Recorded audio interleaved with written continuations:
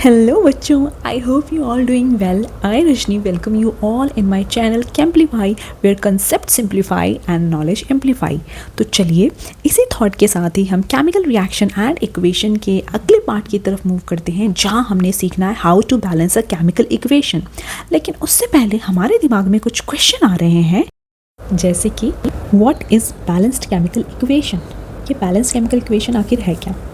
देखो, it is a chemical equation in which the number of atom of each element in both reactant and in product side are equal। यानी कि left hand side जो कि reactant की side है और right hand side जो कि product की साइड है, वहाँ पर किसी एलिमेंट के एटम्स जो है दोनों तरफ क्या होंगे? इक्वल होंगे। तो इस तरीके से हमारी जो इक्वेशन बनेगी that is known as balanced chemical equation.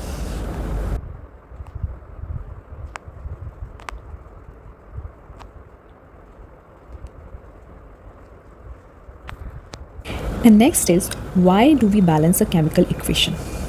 देखो, इस चीज़ को समझो।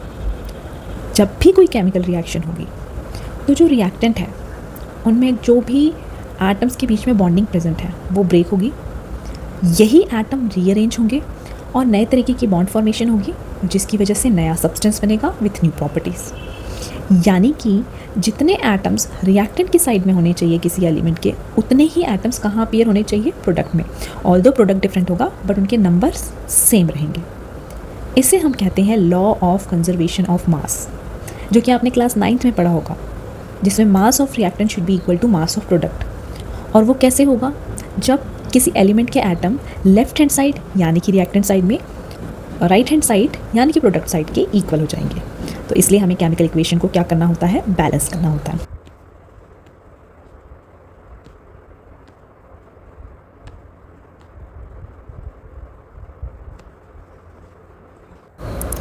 अब नेक्स्ट एक बहुत इंपॉर्टेंट टॉपिक है that is how to balance a chemical equation.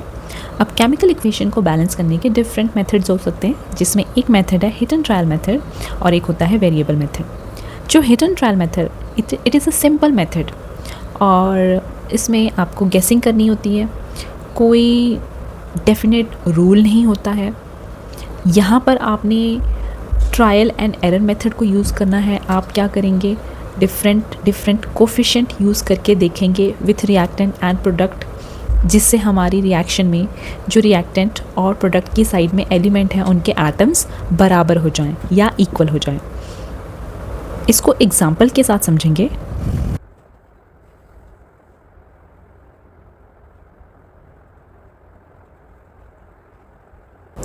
चलिए, तो शुरुआत एक सिंपल से एग्जांपल से करते हैं। नाइट्रोजन जब हाइड्रोजन के साथ रिएक्ट करता है तो बनता है अमोनिया। यहाँ पर एक चीज़ हमें ध्यान रखनी है कि जब भी केमिकल रिएक्शन हम लिखते हैं, रिप्रेजेंट करते हैं केमिकल इक्वेशन में, तो कुछ हमारे पास ऐसे रिएक्टेंट होते हैं जो एलिमेंटल फॉर्म में, मॉलिक्यूलर फॉर्म में एग्जिस्ट करते हैं। तो नाइट्रोजन की जो एलिमेंटल फॉर्म है वो N2 मॉलिक्यूल होता है और हाइड्रोजन की भी एलिमेंटल फॉर्म जो है वो क्या होता है? H2। और इनकी रिएक्शन से हमारे पास बना NH3 अमोनिया। अब नाइट्रोजन में नाइट्रोजन के 2 एटम हैं, हाइड्रोजन में हाइड्रोजन के 2 एटम हैं, अमोनिया में नाइट्रोजन का 1 एटम है और हाइड्रोजन के 3 एटम है। तो यहाँ पर 2 N लेफ्ट हैंड साइड में है और 1 N राइट हैंड साइड में है। तो इनको बैलेंस करने के लिए अगर हम एक और NH3 ले लें तो हमारे लेफ़्ट और राइट दोनों साइड में 2 N हो जाएंगे। लेकिन इसकी वजह से हमने कोफिशिएंट कितना लिया? 2। लेकिन जैसे हमने 2 कोफिशिएंट लिया, नाइट्रोजन तो बैलेंस हो गए बट हाइड्रोजन 6 हो गए। तो उनको इक्वल करने के लिए हमें लेफ्ट हैंड साइड में कितने हाइड्रोजन लेने पड़ेंगे? 4 और हाइड्रोजन चाहिए, यानी कि 2 हाइड्रोजन के मॉलिक्यूल और चाहिए। तो टोटल कितने हाइड्रोजन के मॉलिक्यूल हो गए? 3। कितने हो गए? 3। तो इस तरीके से ये तो मैंने एक पिक्टोरियल फॉर्म में आपको एक्सप्लेन किया। हम इसको टेबुलर फॉर्म में भी एक्सप्लेन कर सकते हैं, जहाँ पर लेफ्ट हैंड साइड और राइट हैंड साइड में हम इन एलिमेंट्स के जितने भी एटम प्रेजेंट हैं उन्हें मेंशन करेंगे। जैसे नाइट्रोजन के लेफ्ट हैंड साइड में 2 एटम हैं और राइट हैंड साइड में 1 एटम था इनिशियली जब वो बैलेंस नहीं थी। सिमिलरली हाइड्रोजन के लेफ्ट हैंड साइड में 2 एटम हैं एंड राइट हैंड साइड में 3 एटम है। तो अब यहाँ पर नाइट्रोजन को अगर मैं बैलेंस करूँ तो राइट हैंड साइड में मुझे 2 नाइट्रोजन करने हैं, तो मैंने कोफिशिएंट कितना ले लिया? 2। तो 2 हो गए। लेकिन जैसे ही हमने कोफिशिएंट 2 लिया तो हाइड्रोजन के साथ भी तो वो कोफिशिएंट मल्टीप्लाई होगा। तो 3 × 2 हाइड्रोजन के कितने एटम्स हो जाएंगे? 6। और उसे करने के लिए हमें लेफ्ट हैंड साइड में भी 6 करने होंगे, तो हमें वहाँ पर कितना कोफिशिएंट लेना होगा? 3। एंड 2 × 3 = 6। तो इस तरीके से हमारे पास हाइड्रोजन भी लेफ्ट हैंड साइड और राइट हैंड साइड में इक्वल हो गए। तो ये जो आपको सामने एक कोफिशिएंट दिख रहा है या इंटीजर दिख रहा है जो रिएक्टेंट एंड प्रोडक्ट के सामने मेंशन्ड है, इसे हम कहते हैं स्टोइशियोमेट्रिक कोफिशिएंट। क्या कहते हैं? स्टोइशियोमेट्रिक कोफिशिएंट।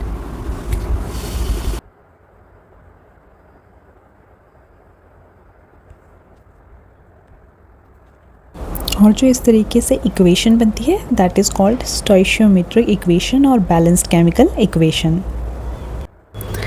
तो एक और एग्जांपल देखते हैं जहाँ पर आयरन जो कि एक मेटल है, जब वो वाटर की स्टीम फॉर्म के साथ रिएक्ट करता है, इतना रिएक्टिव नहीं है बट स्टीम के साथ रिएक्शन पे ये बनाता है आयरन ऑक्साइड Fe3O4 और बनाता है हाइड्रोजन। अब यहाँ पर अगर हमें इस रिएक्शन को बैलेंस करना है तो सेम वही टेबुलर फॉर्म में इसे हम लिखते हैं। लेफ्ट हैंड साइड और राइट हैंड साइड में जो आयरन है उसके एटम्स हाइड्रोजन ऑक्सीजन के, सिमिलरली राइट हैंड साइड में। तो आयरन लेफ्ट हैंड साइड में 1 है और राइट हैंड साइड में 3 है। ऑक्सीजन लेफ्ट हैंड साइड में 1 है, राइट हैंड साइड में 4 है। हाइड्रोजन लेफ्ट हैंड साइड में 2 है और राइट हैंड साइड में भी 2 है। You can follow sequence complex molecule, metals, non-metals, hydrogen, oxygen, then free elements. यहाँ पे कॉम्प्लेक्स मॉलिक्यूल Fe3O4 है। तो यहाँ पर अगर आप आयरन को करते हो तो आयरन जो है लेफ्ट हैंड साइड में 3 करेंगे तो हमें कोफिशिएंट कितना लेना होगा? 3। तो इस तरीके से हमारे पास ये 3Fe बन जाएंगे। अब मैंने Fe3 सब्सक्रिप्ट में नहीं लिखा है क्योंकि वो लिखने से आयरन का फॉर्मूला गलत हो जाएगा। आते हैं नेक्स्ट ऑक्सीजन पे। तो ऑक्सीजन लेफ्ट हैंड साइड में 1 था और राइट हैंड साइड में 4 थे, तो हमें यहाँ पर कितना कोफिशिएंट लेना होगा? 4। सिमिलरली अगर मैं बात करूँ यहाँ पर हाइड्रोजन की, तो हाइड्रोजन अब चेंज हो गए हैं लेफ्ट हैंड साइड में, वो 8 हो गए हैं because we have taken 4 stoichiometric coefficient. तो इस वजह से हमें राइट हैंड साइड में भी उसे 8 करना होगा, तो हम कोफिशिएंट कितना ले लेंगे? 4। अब नेक्स्ट हम वेरिएबल मेथड को समझते हैं एग्जांपल के साथ। देखिए वेरिएबल मेथड में क्या होता है, जो भी हम रिएक्शंस लेते हैं, जिसका इक्वेशन हम ले रहे हैं, उसमें रिएक्टेंट एंड प्रोडक्ट के सामने हम एक वेरिएबल ले लेते हैं, यानी कि जो कोफिशिएंट है उसे एक वेरिएबल मान लेते हैं। तो जैसे गिवन इक्वेशन है CH4 जो कि नेचुरल गैस में भी प्रेजेंट होती है, जब उसका कंबशन होता है यानी कि ऑक्सीजन के साथ रिएक्शन होती है तो बनता है CO2 एंड H2। अब हमने वेरिएबल ले लिए ABCD। अब आप सारे एलिमेंट को लिख लीजिए। कार्बन, ऑक्सीजन, हाइड्रोजन यहाँ पे प्रेजेंट है तो उसे हमने लिख लिया। अब कार्बन को लेफ्ट हैंड साइड में देखिए और राइट हैंड साइड में देखिए और उसे इक्वेट कीजिए। तो लेफ्ट हैंड साइड में 1A है और राइट हैंड साइड में 1C। Similarly oxygen left hand side में 2B और राइट हैंड साइड में अगर आप देखेंगे तो 2C और वाटर में भी प्रेजेंट है तो 1D हो जाएगा। हाइड्रोजन अगर हम देखेंगे तो लेफ्ट हैंड साइड में ये 4A है और राइट हैंड साइड में कितना हो जाएगा? 2D।